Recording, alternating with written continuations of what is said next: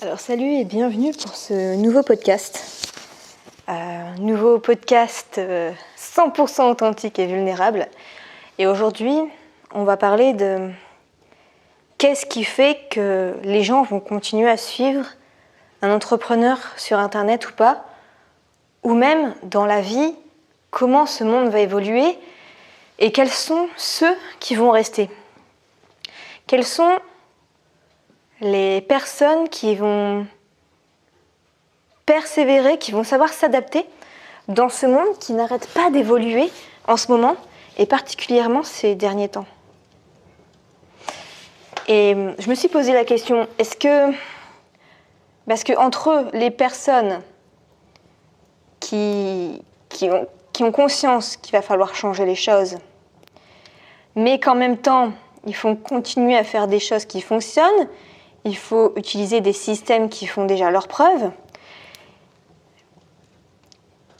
Où est-ce qu'on trouve l'équilibre dans ça ? Et j'ai l'impression que les personnes qui vont survivre à tout ça, finalement, c'est les personnes qui vont réussir à se connaître vraiment, qui vont affirmer qui elles sont. Et c'est pour ça que les gens vont continuer à les suivre. Parce que, par exemple, je vais suivre, je sais pas, par exemple, j'aime bien lire. Je vais suivre les 10 auteurs les plus influents et puis finalement, tel auteur dit que et moi aussi je veux devenir écrivain par exemple, et tel auteur dit que pour devenir écrivain, il faut aller écrire en pleine nature. Et un autre écrivain dit que non, finalement, pour écrire, il faut déléguer finalement chaque chapitre à une personne différente et qu'au final, ça va faire un livre assez original et que tout public va trouver un style qui lui correspond en fait, mais que ça ne va pas se voir au final. Eh bien, imaginez-vous que vous voyez tout ça et que vous ne vous connaissez pas vous-même. Qui vous allez suivre ?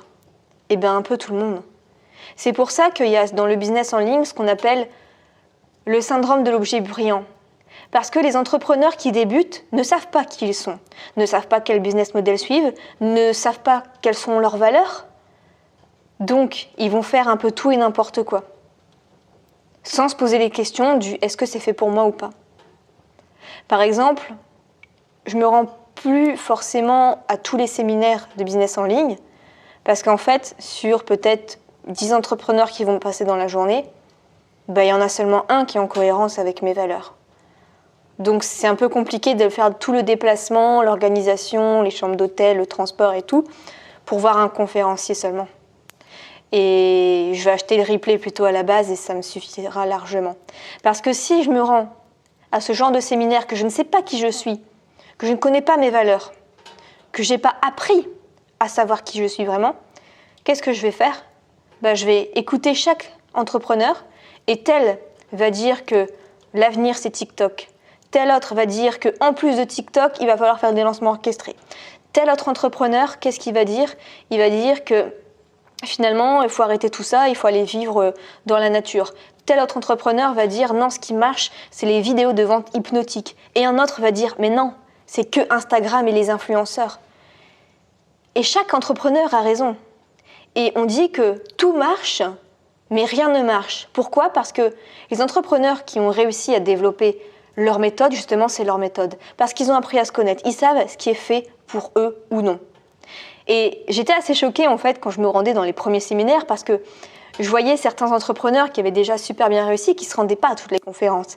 Et je me disais, mais ils sont... Enfin, tu vois, j'étais dans le jugement, je me disais, mais ils sont bêtes, ils ratent quand même les opportunités, c'est super intéressant ce qu'ils racontent et tout, ça y est, l'argent leur monte à la tête et ils ne vont plus tout suivre.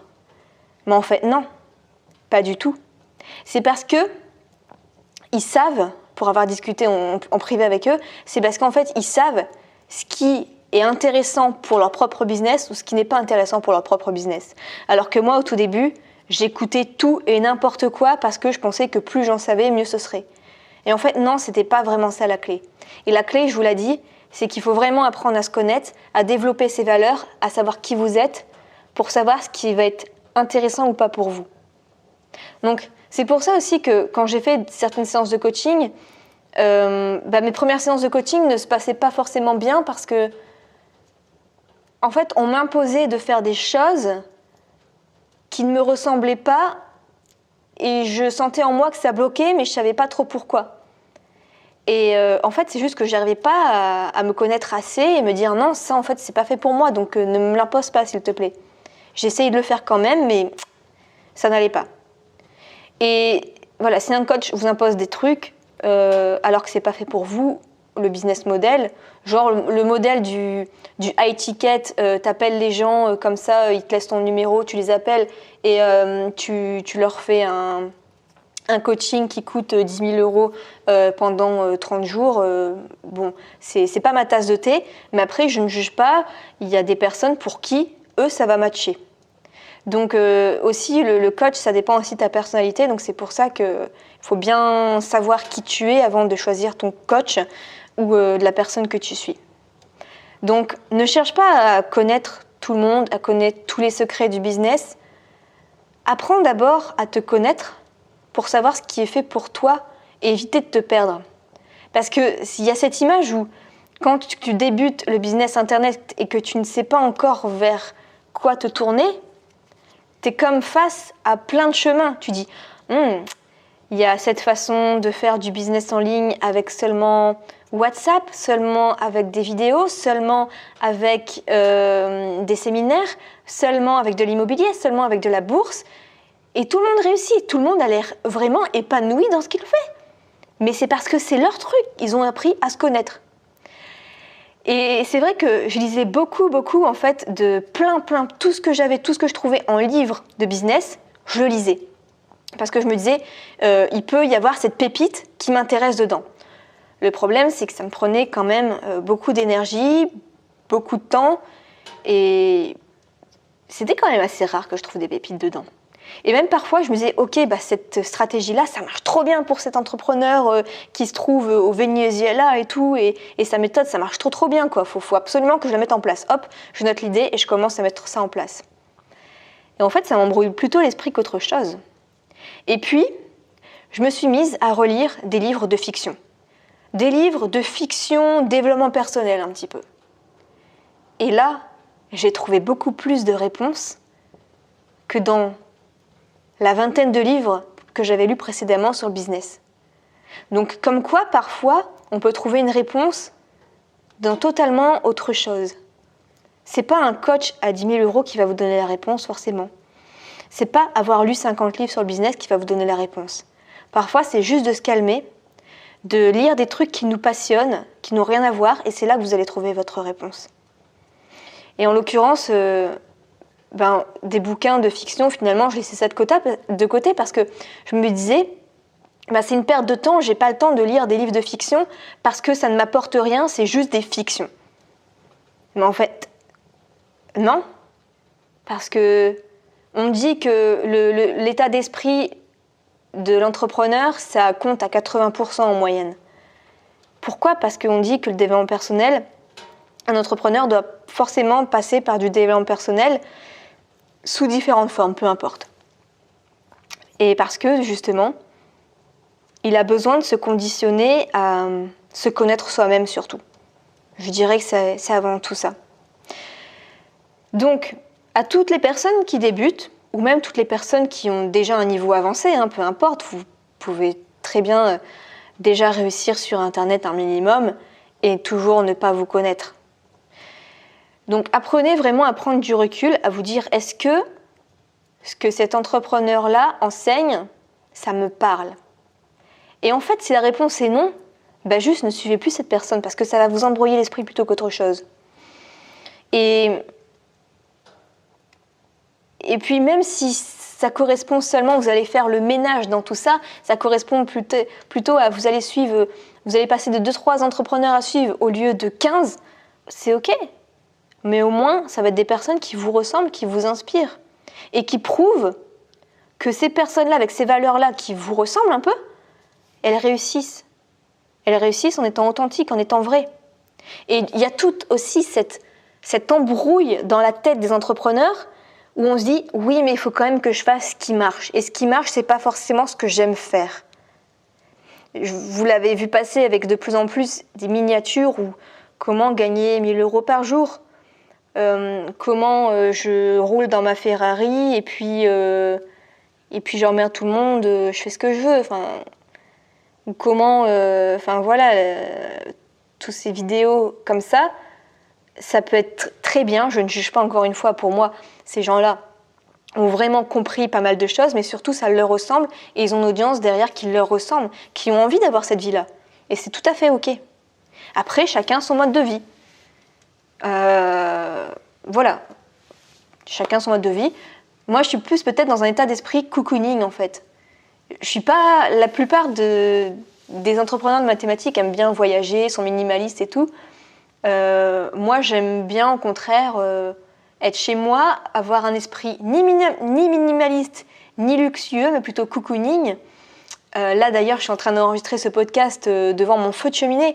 Donc, c'est super sympa. Et j'ai mon bureau qui se trouve là, juste derrière, à 1 mètre seulement. Donc, comme ça, je travaille au chaud, avec cette ambiance de feu. Moi, ça me correspond. Mais à d'autres, ça ne va pas leur correspondre de rester toujours chez eux à travailler. Ils ont envie de voyage, ils ont envie d'être dans le centre-ville, peu importe. Mais en apprenant à se connaître, on sait ce qui est fait pour nous et on est pleinement heureux. Et quand on est pleinement heureux et épanoui, l'enthousiasme revient complètement. Et c'est comme ça que les gens vont continuer à vous suivre. Parce que c'est agréable de regarder une personne passionnée. C'est vraiment agréable d'écouter une personne qui parle de choses qui lui viennent du cœur. Donc voilà un petit peu pour ce podcast. Je vais m'arrêter là pour aujourd'hui parce que je crois que je pourrais parler encore pendant plusieurs heures. Mais vous avez compris vraiment le message principal qui est d'apprendre à vous connaître. Et ça peut paraître bateau, mais je peux vous assurer que la plupart des gens ne se connaissent pas. C'est pour ça qu'ils font des métiers qui ne sont pas forcément en adéquation avec ce qu'ils veulent vraiment. Regardez le regret numéro 1 des gens. C'est cette infirmière-là qui a été faire une étude auprès de personnes âgées. Le regret numéro 1, c'est de ne pas avoir vécu la vie dont ils rêvaient vraiment, mais plutôt de se conformer à une image des autres, de ce que la société voulait d'eux.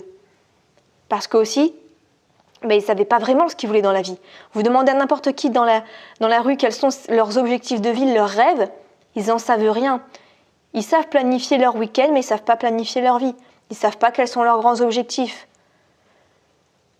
Donc voilà, encore une fois, ce message, c'est apprenez à vous connaître, posez-vous, réfléchissez devant un feu, allez réfléchir en forêt, sur la plage, revenez aux choses essentielles, prenez du recul pour savoir ce qui est fait pour vous ou pas.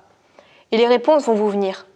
Les réponses vont vous venir et pas forcément là où vous pensez qu'elles doivent être. Ça peut être dans des petits détails insignifiants, comme une phrase dans un livre qui n'a rien à voir. Voilà, je vous souhaite plein de succès. N'hésitez pas à me dire ce que vous en pensez en commentaire parce que mon but n'est pas de faire un maximum de vues ou quoi que ce soit, c'est de parler avec vous, d'échanger parce que les réponses que vous apportez sont vraiment hyper intéressantes. Et du coup, ça me permet d'apaiser mon esprit et de moins peut-être me poser de questions sur certaines choses, de mieux les comprendre et de me dire, ok, en fait, à tel problème, finalement, peut-être que je peux enseigner tel type de solution qui peut correspondre pour être plus heureux, tout simplement, en final. Voilà, je vous souhaite plein de succès et je vous retrouve peut-être dans un autre podcast.